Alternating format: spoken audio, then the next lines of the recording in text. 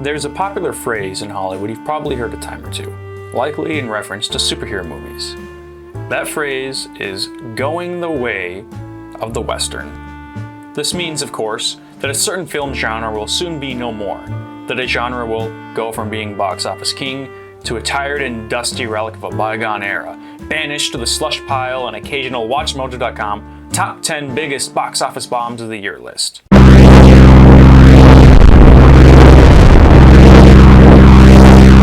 Bombs away.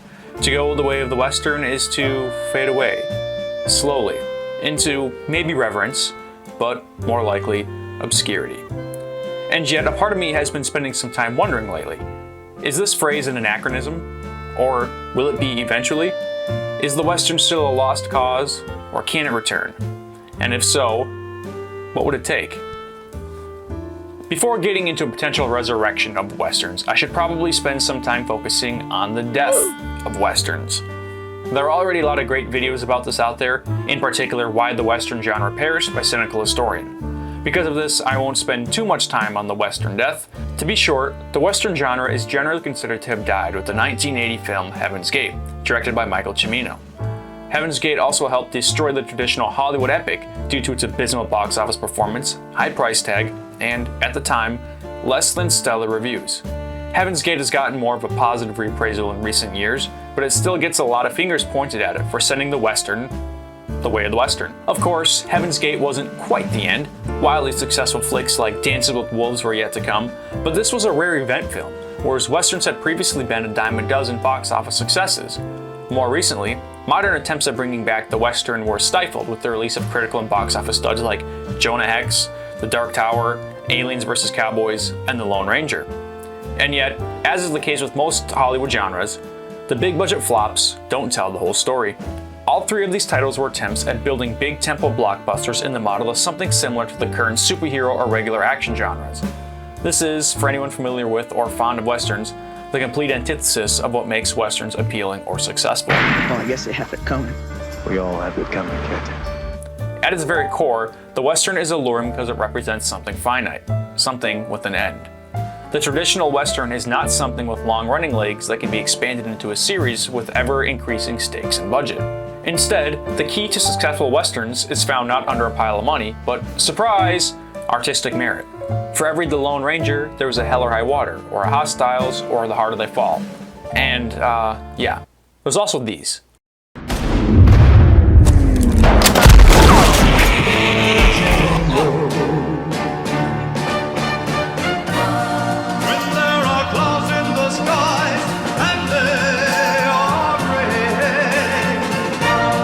And it's in films like these where I think we find the true story and the true heart of the modern Western. It's important to note that all the films I just mentioned, that is, the good ones, are not traditional Westerns. They are revisionist Westerns, meaning they deconstruct and outright change or subvert tropes or archetypes from more traditional entries in the genre. Tarantino is especially revisionist and has more or less built his entire career on revising classic genres, but his Westerns do this to an extreme degree. And yet, Tarantino's revisionism is itself a revision of traditional Western revisionist films, like Blazing Saddles and blaxploitation films such as, Boss.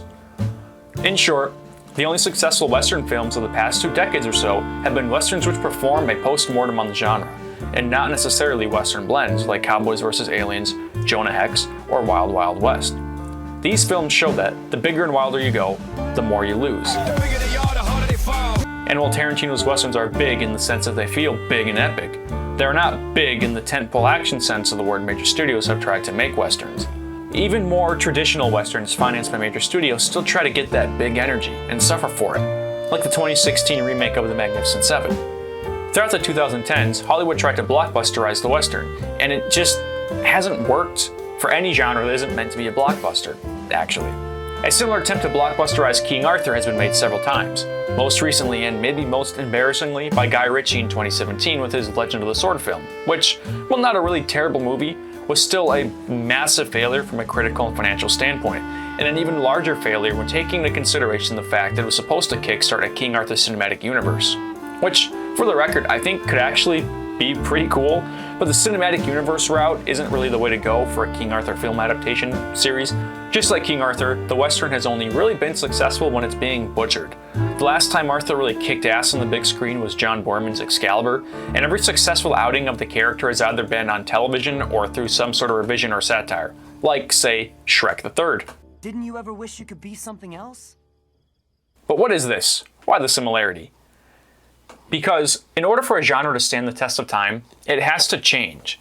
And while the Western has changed many times since its first burst onto the cinematic scene, audiences of the past 40 years have developed a very short attention span and palette, requesting and requiring that genres change almost from year to year in order to stay interesting. This is especially challenging for a genre like the Western, which in part drew its initial appeal from the safe, monolithic imagery and portrayal of American exceptionalism that it provided audiences with. The cowboy is a somewhat tired symbol, and modern audiences have a very concrete expectation and association that they attach with said symbol, frequently curbing their enthusiasm unless the Western can deliver something truly cinematically exceptional. In a world where Blazing Saddles fundamentally murdered Westerns and the monolithic displays of exceptionalism behind them, a Western has to prove that it's not just another story about sad old white guys getting tans in the desert. Hence, the success of movies like Blazing Saddles and Taylor Sheridan's American Frontier Trilogy, which modernized the Western setting demographics. But again, here I'm getting ahead of myself. Another aspect of Westerns which makes them unlikable to the current Hollywood model is their lack of longevity. As mentioned, Westerns are usually finite stories about the end or loss of something. A youth, a life, a town, a lifestyle, a frontier, an ideal, whatever. Which is a difficult theme to maintain if you have multiple subsequent entries. It's the end. The end of the path I started us on. Nothing lasts forever. This isn't to say Westerns can't or don't have sequels. Obviously we have an entire trilogy dedicated to The Man with No Name, and 4 entries by Larry McMurtry and Lonesome Dove. But these sequels hardly stand in the same category as your average superhero sequel. Additionally, a pretty sizable chunk of Westerns are adapted from fairly short novels. This is an aspect of the genre I find tremendously important, and I find it odd that no one really says much about it.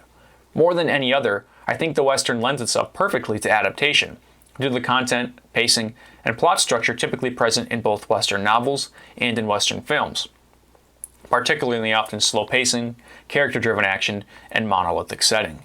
The Western as a genre is fundamentally about imagery, and the wonderful descriptions Western authors paint of their settings translate easily and beautifully to film. And yet, most recently, successful Westerns are entirely original stories not based on any books, and in fact, the larger adaptations, like The Lone Ranger or Jonah Hex, have all failed miserably. Why? Because, again, success in this genre relies on revision, which brings me to my next point. Westerns have already sort of had a pretty major comeback, but not in the traditional way. I'm sorry. I couldn't resist. While most genres stay more or less the same and within their confines over time, with occasional changes to keep things fresh, the Western stands out because it seems to lend itself so easily to mixing with other genres. Obviously, all genres can mix and can be easily mixed. Star Wars is a fantasy space opera, romance showing up in just about everything, Alien really popularizing the mix of sci-fi and horror. The Western, almost uniquely, is only successful in being revisionist through other genres. And to be clear, I am again exempting The Lone Ranger, Wild Wild West, Cowboys vs. Aliens, because those aren't necessarily genre experiments as much as they are genre transplants. There is no marriage of Western to something else. These are cases of studios just trying to turn Westerns into something they cannot be, and losing the purpose of the genre in translation. No, instead I want to focus on a few separate subjects, starting with Tarantino's Westerns: Django Unchained, The Hateful Eight, and Once Upon a Time in Hollywood. Now, you might be thinking to yourself, the Hollywood movie isn't a Western. And you're right, it isn't. But it is, I think, Tarantino's final word on the Western, and is especially interesting considering the fact that he has made 2 of the most successful Westerns of the past decade. As mentioned, Tarantino's Westerns all build on common tropes from the revisionist era of the genre. It's not a secret that Tarantino's biggest influences as a filmmaker are works from the 60s and 70s, 2 decades of huge change and upheaval in Hollywood and writing in general. This is also the era, coincidentally, when the Western died out. Tarantino's films are not even a response to classic Westerns, so much as they are responses to the rejection of the Western and an answer to the post-Blazing Saddles Hollywood. In Tarantino's Westerns, the emphasis is not on a place or on the exceptional and empiricist successes of people, but instead on the people who are oppressed and hurt by the Western monolith. For instance, a former slave named Django, petty criminals, and veterans of the Civil War. Tarantino takes the expected plots, demographics, and settings of the Western and does the complete opposite of what audiences expect, keeping the audience clueless as to where the story will be going and injecting new life into what can otherwise be a very tired and formulaic structure, even when attempting to make structural or demographic changes like in the 2016 version of The Magnificent Seven. This is expanding upon through the character of Rick Dalton in Once Upon a Time in Hollywood.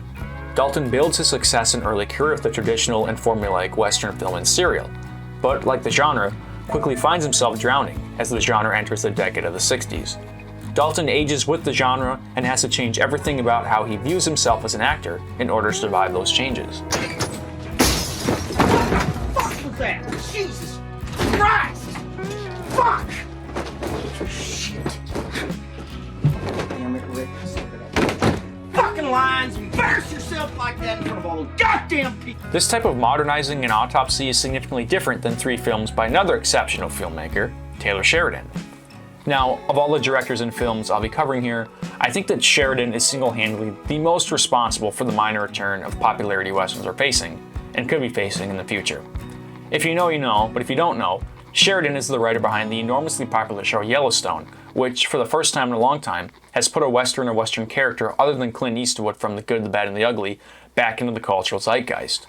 People go everywhere in their Yellowstone t-shirts and talk about the show. It's not like Game of Thrones successful, but it seems to have found a pretty large audience with a wide demographic, and is arguably more popular than similar shows like HBO's Deadwood. Before Sheridan got busy with Costner, he was busy writing 3 films in the 2010s that make up what he calls his American Frontier Trilogy. This trilogy consists of Sicario, Hell or High Water, and Wind River, each set in a different part of the modern-day American West.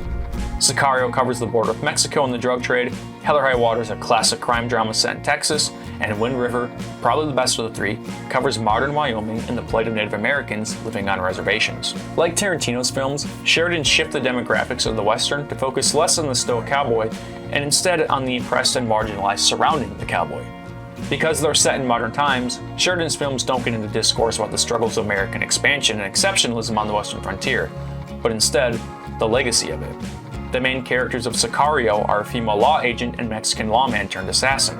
Other prominent characters are played by Josh Brolin and Daniel Kaluuya, with Brolin being the representation of establishment law and crime of the US government, and Del Toro's character representing the impact that it has on oppressed groups. Emily Blunt's character ends the film hurt and disillusioned by the US government's approach to the war on drugs, and overall, the film is not exactly positive about how the US government deals with Western problems, like crime. In Hell or High Water, Sheridan's characters are a bit more traditionally Western. Ben Foster and Chris Pine play 2 handsome, rugged good old boys, and Pine's character is a quiet stoic who doesn't say much. What Sheridan does with all these characters deconstructs the monoliths they're supposed to represent by the way they interact with each other and with other staples of the Western landscape. Banks, Comanches, lawmen, oil, and of course, the land itself. Additionally, this film takes place during the 2008 recession and strives to highlight what desperate people are forced to do when they feel the government abandons them in favor of big business. 150 years ago, all this was my ancestors' land. Everything you could see, everything you saw yesterday, till the grandparents of these folks took it. And now it's been taken from them. Except it ain't no army doing it. It's those sons of bitches right there. Again, the US establishment is not exactly being praised here, and Sheridan tells a pretty Marxist story about the struggles of the working class and general class solidarity among oppressed groups, not dissimilar to that of Cimino's Heaven's Gate, under the guise of a traditional heist movie. Then, of course, is Wind River. Wind River is probably the most revisionist of the trilogy, though it focuses on the traditional white cowboy figure, played by Jeremy Renner, star of the hit Disney Plus series Renovations. However, Renner's character is surrounded by a much more diverse cast than ruggedly handsome and sweaty Chris Pine in Hell or High Water, as, like in Sicario, Taylor pairs him up with a lady FBI agent played by Elizabeth Olsen.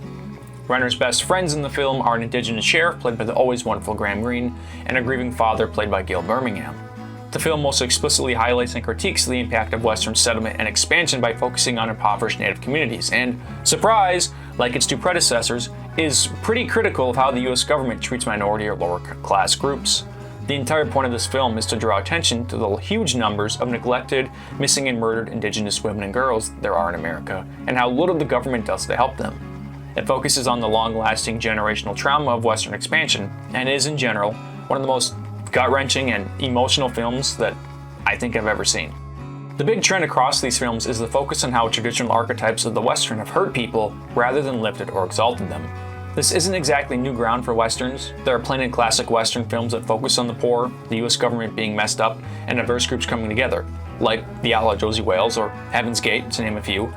But the placement of these films in modern America and centered around modern problems is, I think, fairly unique to a genre, which tends to focus its characters and settings on problems which appear firmly rooted in the past, so that current audiences don't have to feel so guilty or accountable for the way they reap the spoils of American exceptionalism and westward expansion. So while these two guys are making demographically and politically revisionist westerns, other filmmakers are taking less subtle approaches and really mixing things up by combining the western with other genres, as mentioned before. One example of this that I really wish was getting more attention is the 2022 Netflix film, The Harder They Fall. The Harder They Fall is a fairly straightforward story in that it just follows some criminals and gangs in the West doing their thing, with a little bit of family drama mixed in. But it's similar to Tarantino's somewhat historical revisionism in that it focuses on black characters in positions of power and influence they traditionally would have struggled to obtain, and which certainly wouldn't have been portrayed in classic Western films. What's really unique about The Harder They Fall to me, though, is the way it treats its source material. Its source material being the history of the West itself. Most of the characters in Bullitt's films are loosely based on real Wild West outlaws. Many of these figures didn't exactly live with or interact with each other, but the film doesn't really care about that. Instead, The Harder They Fall takes an almost superhero movie-esque approach and treats these figures and settings like comic book characters and storylines, and just adapts what works best for the story at hand. Now, moral discussions about how to treat historical figures aside, this is a pretty sweet idea for a cowboy flick, and a great way of exploring some famous figures who don't usually get the limelight as often, such as Stagecoach Mary and Nat Love, instead of more commonly adapted Western figures like Jesse James. The Harder They Fall also uses the technique of modern music in a setting which predates such music, creating an anachronism which actually elevates the viewing experience rather than detracting from it. As can often be the case. There are obvious Spike Lee, Tarantino, blaxploitation, and even I'd say Black Panther influences here, and I think that The Harder They Fall is a perfect example of how opening the door to new voices in an old genre can lead to some amazing work and the preservation of that genre from decay. On the opposite end of that spectrum is one of my favorite deconstructionist westerns, the 2011 animated children's film Rango. Somewhat overlooked at the time of its release, and perhaps somewhat still, Rango hasn't had the same cultural impact as, say, Shrek the Third, which stars King Arthur, or The Incredibles. But it was a huge critical success, and in general, people will look back at this flick and say, hey, you know what? That's pretty cool. Less revisionist in the way the previous entries are, and more deconstructionist in the manner of Logan, Rango is one of the best westerns of the past decade because it manages to poke fun at the genre without devolving into complete parody and critique, which would be retreading old ground covered by Blazing Saddles, and also manages to say something new with a smile, rather than being a stupid pastiche that leaves you wanting to kill yourself instead of laugh, like another Netflix western, The Ridiculous Six. Rango doesn't really have much to say politically, but instead explores the Western mythos and cowboy archetype in a standard hero's journey type of way that is a response to Eastwood Westerns in the same way Django Unchained is a response to 70s Westerns. Rango manages to tell a fairly normal, traditional Western story in a fun and new way by breaking apart tropes and making its cowboy a pot-bellied lizard. It doesn't change the Western just by being animated and funny, but by asking questions about what the genre fundamentally is at its heart, particularly in its protagonists. It's also, interestingly, pretty similar in theme to the Rick Dalton scene from Once Upon a Time in Hollywood. The spirit of the West.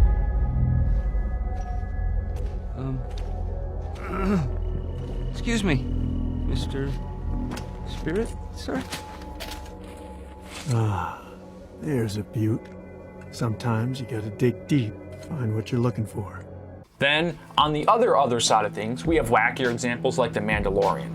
In its first season, The Mandalorian was pretty unabashedly modeled after classic Western TV serials, and I don't think it's just coincidence this has been both one of the most successful Disney Star Wars projects and one of the most successful Western projects of the past few years. The Mandalorian is full of Western imagery and storytelling devices. I won't get into all of the specific examples, that's been done elsewhere, but it's clearly there. I think it's fair to say The Mandalorian has gotten a lot of audience members to watch a Western who never would have watched a Western otherwise. The next, and probably best example of this big genre combination translation thing is the previously mentioned 2017 superhero film Logan. Everyone has already said everything there is to say about this movie, so I won't say much. But similar to The Mandalorian, Logan is a modern blockbuster story told through the frame of the Western. What's so effective about Logan's approach, however, is the relationship that it builds between its chosen genres. Logan doesn't just elevate the Western, it also elevates the superhero movie, perhaps more so than the Western. As illustrated by the flops I keep coming back to, simply transforming a Western into something it's not will never work. Mixing a Western with a genre, or genre story that fits that mold, however, will work every time, and improve both genres on display. I began this video by mentioning how often superhero films are being compared to Westerns, specifically that, eventually, the superhero film will die the same way the Western did. Is this true? I don't know. Maybe, but probably not. However, I think it's undoubtedly true that a certain degree of superhero fatigue has set in among audiences from a critical standpoint. Most people aren't willing to accept the same run-of-the-mill story anymore, similar to how audiences tired of the traditional Western. In making Logan, James Mangold was pretty acutely aware of this fatigue even back in 2017, and really shook things up by dissecting the current powerhouse genre superhero flicks, with the more tired one, the Western. This only works, however, because Mangold's story is about the death of a superhero and comic book icon, as well as series. Remember how earlier I mentioned that Westerns, at their core, focus on finite stories about loss and endings? Well, a case in point, Logan is a film entirely dedicated to loss and endings. While yes, you can have a long-format series like The Mandalorian base its frame on Western serials, the series has shifted away from a lot of that iconography, and something like Spider-Man, Far From Home, or Man of Steel could never function as Western-esque stories because storytelling methods within the Western genre are fundamentally opposed to the way those movies and universes are structured. I know this is a the floor is made of floor statement, but it's something a lot of people in Hollywood just do not get, as again, seen by that famous trilogy of 2010's Western box office bombs. The Western means something, and while it's fine to play around with that meaning, poke fun of it, question it, or criticize it, for a Western to work, it still has to have some resemblance of that meaning at its core, and not just use the Western image as funny pastiche or gimmick. I don't even know who I am. They used to call you the man with no name. These days, they got a name for just about everything. Doesn't matter what they call you. It's the deeds make the man. My friends believed in me, but they need some kind of hero. Then be a hero. Oh, no. You don't understand. Don't you see? It's not about you. It's about them. But I can't go back. Don't know that you got a choice, son. No man can walk out on his own story. Which brings me now to my last point. Back in 2018, a little project dropped that I think launched the Western back into the minds of young people more than any one of the films or shows mentioned above. This project wasn't a film, or a show, or a series, or anything like that. It was instead a video game. And that video game was a favorite of mine called Red Dead Redemption 2. Just to be sure I'm not over-jerking this, I'm totally aware that the demographics of people who play this game are pretty skewed. It's pretty much people like me, younger dudes. However, that's still a sizable chunk of audience, and a lot of guys who probably wouldn't have been thinking about or interacting with Westerns without being exposed to this game are now thinking about and interacting with Westerns. Red Dead Redemption 2 was a pretty big success for Rockstar, selling about 50 million units as of this video. It's a pretty popular game among my friends, as well as the high school students that I teach, despite being 5 years old at this point. The music and iconography of the game permeates social media like YouTube and TikTok. It's busted into meme culture, people provide commentary and analysis of it. Pretty much everything it takes for something to bust into the zeitgeist of Gen Z, Red Dead Redemption 2 pretty much did. And while I'm not at all making the case that Red Dead has somehow or will somehow revitalize the entire genre, I think it was one among many other pushes in the right direction for people who like cowboys. The long-form storytelling of Red Dead is fairly accessible as a video game and really shows off the genre's strengths and what it's capable of. The game's campaign is a pretty traditional and normal story, no modern music or space aliens, but its characters are incredibly endearing. And like all the best of every genre, it tells a really beautiful existential story that is defined by the confines of a genre, but manages to escape those confines in a way that is timeless and emotionally accessible for all players. I think Red Dead is a great example of how the genre can continue without too many crazy changes, so long as it's able to reflect on itself and continue to change and adapt with the times. Like Rango or Unforgiven, Red Dead has aspects of revisionism, but is more basic deconstruction. But like Sheridan and Tarantino stories, includes diverse perspectives and people interacting with and questioning the norms of the Western setting and genre. It's straightforward and traditional, but it also manages to feel new and compelling. So in conclusion, I don't really think we'll ever see the Western return to the same ubiquitousness it was known for back in the day. And also I think that's a good thing. Eyebrow Cinema has an amazing video where he discusses why the Western genre is not like the superhero genre, and in that he inadvertently touches on some good points as to why Westerns probably won't, can't, and shouldn't return to the previous status, which was not as powerful as people make them out to be, and they certainly won't be replacing superhero movies or anything like that. I don't even necessarily think we'll be seeing a great deal more Westerns being made in 5 or 10 years, but I do think that people, critics and audiences alike, are starting to warm back up to the basic idea of Westerns, whereas 10 years ago, they decidedly were not. So to answer the title of this video, are Westerns making a comeback? I think so. Maybe a little. But I have little to no concrete evidence to support my point.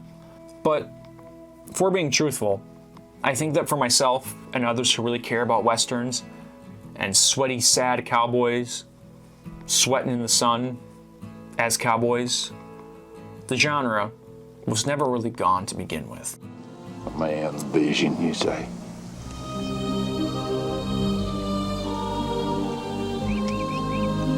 Yeah. Hell of a vision.